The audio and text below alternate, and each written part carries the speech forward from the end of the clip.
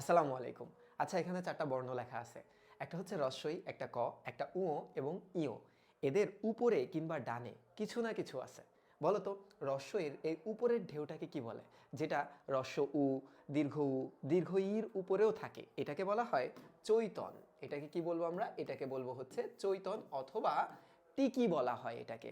এবার একটু দেখো তো, কয়ের ডান সাইডে অনেকটা একের মতো একটা অংশ আছে, এটাকে কি বলে বলো তো? এটাকে বলা হয় আকৃ। এটাকে বলি আমরা আকৃ। এবার আমরা একটু দেখি, উ এর মাথার উপরে একটা ঘোরানো অংশ আছে, এটার নাম কি আসলে? এটার নাম হচ্ছে পাগড়ি। আমরা তো অনেকেই পাগড়ি মাথায় দিই, তাই না?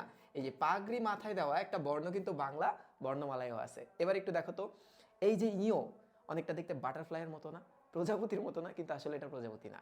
এটাকে বলা হয় জোর আকৃ। জোর আকৃ। আচ্ছা, বলো তো, আমরা এই অংশগুলা জানতাম নাকি আজকে প্রথমবারের মতো জানলাম? ভালো থাকো, সুস্থ থাকো।